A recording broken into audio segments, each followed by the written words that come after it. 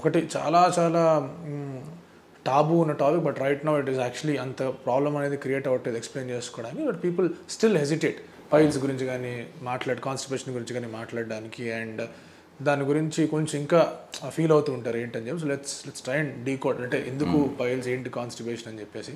So అసలు basic reasons ఏంటి sir piles అనేది ఫామ్ అవ్వడానికి?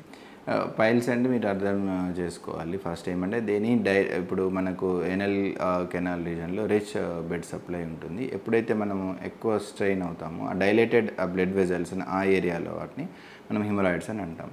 ఒకవేళ అవి కొంచెం యానల్ కెనాల్లో పై భాగంలో ఉన్నట్టయితే మనం ఇంటర్నల్ హిమరాయిడ్స్ అంటాము, లేదా కింద భాగంలో ఉన్నట్టయితే ఎక్స్టర్నల్ హిమరాయిడ్స్ అంటాం. ఆ డైలేటెడ్ బ్లడ్ వెజల్సే, నథింగ్ టు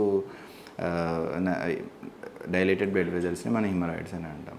అయితే మనకు బ్లీడింగ్కి మోస్ట్ కామన్ కాజ్ ఏమంటే ఎనీ యూజువల్లో that is haemorrhoids only, piles only. అంటే ఇప్పుడు బ్లీడింగ్ అనేది మనకు క్యాన్సర్ వల్ల రావచ్చు, అల్సర్స్ వల్ల రావచ్చు, దర్ ఆర్ మెనీ రీజన్స్.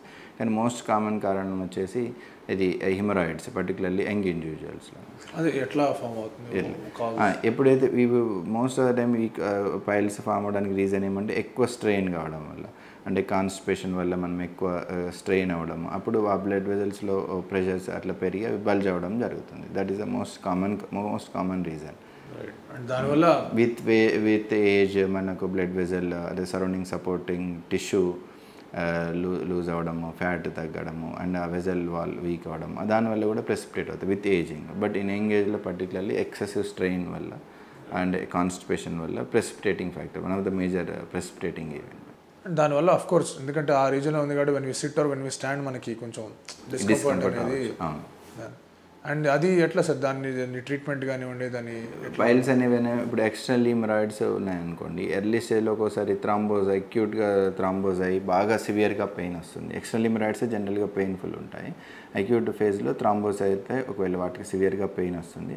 ఆ సిచ్యువేషన్లో మనము ఇమ్మీడియట్గా అటెండ్ అయినప్పుడు మనము అది థ్రాంబెక్టమీ చేయడం ద్వారా ఇమీడియట్గా పెయిన్ రిలీఫ్ ఉంటుంది. Otherwise when if we leave also over the time and over the pain కన్జర్వేటివ్గా మేనేజ్ చేసిన 3 to 5 daysలో జనరల్గా సిమ్టమ్స్ అనేవి రిజాల్వ్ అవుతాయి. కానీ ఎప్పుడైతే ఇంటర్నల్ హిమరాయిడ్స్ కూడా అంతే, వాటిలో గ్రేడ్ని బట్టి, అంటే వాటిలలో ఎర్లీ స్టేజెస్లో ఉంటే మనం జనరల్గా కాన్స్టిపేషన్ అవాయిడ్ చేయడం ద్వారా మోస్ట్ ఆఫ్ ద వాటిని మేనేజ్ చేయొచ్చు. బట్ ఎవరికైతే యాక్టివ్గా బ్లీడ్ అవుతుందో వాళ్ళకు ఎండోస్కోపీ ద్వారా బ్యాండ్ లైగేషన్ చేయడం కానీ, లేజర్ థెరపీ కానీ, సర్జరీ ద్వారా, అంటే డిపెండింగ్ ఆన్ అక్కడ కూడా స్టేజెస్ని బట్టి, అడ్వాన్స్ స్టేజెస్ని బట్టి మనం ట్రీట్మెంట్ చేసుకోవాల్సి ఉంటుంది.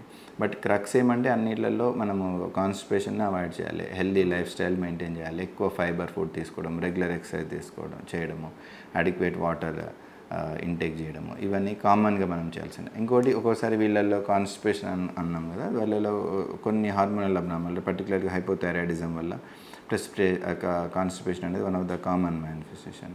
కొంతమంది ఎల్డర్లీలో కొన్ని మెడికేషన్స్కి సెకండరీగా రావచ్చు, particularly anti hypertensives, calcium channel blocker, వాటిలో చూసుకొని వాటిలో కొంచెం మోడిఫై చేయడం ద్వారా మనకి ఈ సిమ్టమ్స్ ఇంప్రూవ్ అవుతాయి. సో బేసిక్లీ పైల్స్కి ఒక ఏమంటారు దీన్ని, కాన్స్టిపేషన్ అనేది యాక్చువల్లీ రూట్ కాజ్ మోస్ట్. దానికి కారణాలు ఇస్ అగైన్ ఫుడ్ ఇంటేక్ అండి, లైక్ డైజెస్ట్ కాకపోవడం లేదా ఇతరత్ర కారణాలు ఏమైనా ఉంటాయి కాన్స్టిపేషన్? మెయిన్గా ఏమంటే మన లైఫ్ స్టైల్ హ్యాబిట్స్ అనేది మేజర్. మనం ఒక టాయిలెట్ ట్రైనింగ్ నుంచి ఇది ఎఫెక్ట్ అవుతుందండి. ఫస్ట్ అది చేసుకోవడం, దాంట్లో మన ఫుడ్ విషయానికి వస్తే ఎక్కువ రిఫైన్డ్ ఫుడ్ తినడము, అంటే ఫైబర్ తక్కువ ఉన్న ప్రొడక్ట్స్ తినడము, ఇంకోటి తక్కువ వాటర్ తీసుకోవడము, ఎక్కువ మొబిలిటీ లేకపోవడం, ఇవన్నీ కూడా కొంచెం ప్రెసిపిటేట్ చేస్తాయి. హార్మోనల్ అబ్నార్మాలిటీస్ నేను చెప్పినట్టుగా థైరాయిడ్ ఒకవేళ తక్కువ ఉన్నట్టయితే ఇవన్నీ మనకు ప్రెసిపిటేట్ చేస్తాయి. రైట్. అండ్ అది అంటే కొన్నిసార్లు ఇట్ హ్యాపెన్స్, అంటే దాన్ని కూడా మళ్ళీ అది బాగా ఎక్స్టెండ్ అవుతుంది. అంటే ఇది మోస్ట్ ఆఫ్ ద పాపులేషన్లో కొంతమందికి పెథలాజికల్లీ రియల్గా కూడా ప్రాబ్లం ఉంటుంది. కొంచెము వాటిలలో మొటిలిటీలో చేంజెస్ రావడము, లేదంటే మొటిలిటీ కాకపోవడము అది ఉంటుంది. కానీ most of the more than 90%లో ఇవి కారణాలు. రైట్. అంటే దానికి టాబ్లెట్స్తో వర్కౌట్ అవుతుంది సార్ అది కాన్స్టిపేషన్? ఇప్పుడు ఇనీషియల్గా అంటే డిపెండింగ్ ఆన్ ద ఏజ్ మనం ఏం చూస్తామంటే వాళ్ళు if they respond to well and good, these conservative measure అవుతే వెల్ అండ్ గుడ్. అదర్వైజ్ మనకు దెర్ ఆర్ మెనీ మెడికేషన్స్. మనం గ్రాడ్యువల్లీ ఒక్కొక్కటి మనం యాడ్ చేసుకుంటూ వాళ్ళ రెస్పాన్స్ని బట్టి టైట్రేట్ చేసుకుంటూ వెళ్ళాల్సి వస్తుంది. బట్ యంగ్ పేషెంట్స్లో what I suggest is definitely వాళ్ళు more of conservative measures follow అవ్వడం. ఎందుకంటే they can do any sort of activity, they can go to gym or something exercise రెగ్యులర్గా చేయడం అవన్నీ చేయగలుగుతారు కాబట్టి వాళ్ళకు మోస్ట్లీ కన్జర్వేటివ్ మెజర్స్ మనం సజెస్ట్ చేస్తాము. వాటితో పాటు డిపెండింగ్ ఆన్ దేర్ రిక్వైర్మెంట్ మనం మెడికేషన్స్ కూడా యూజ్ చేయవచ్చు. అంటే ఒకేసారి మొత్తం స్టూల్ అది ఎక్స్క్రీటా బయటకు రాకుండా ఉండవు, కొన్ని ప్రాబ్లమ్స్ వస్తుండవు, పదే వెళ్ళాల్సి వచ్చిన అవసరాలు కనిపిస్తూ ఉంటాయి కాన్స్టిపేషన్ వచ్చిన వాళ్ళకి. అండ్ అది క్రమేణా మన ఏజ్ పెరుగుతున్న కొద్ది ఏమవుతుందంటే ఇది ఇంకా ఫర్దర్ కాంప్లికేషన్స్ రైజ్ మిగతా బాడీ పార్ట్స్ కూడా వీకెన్ అవుతూ ఉంటాయి కదా టు హెల్ప్ ది ప్రాసెస్.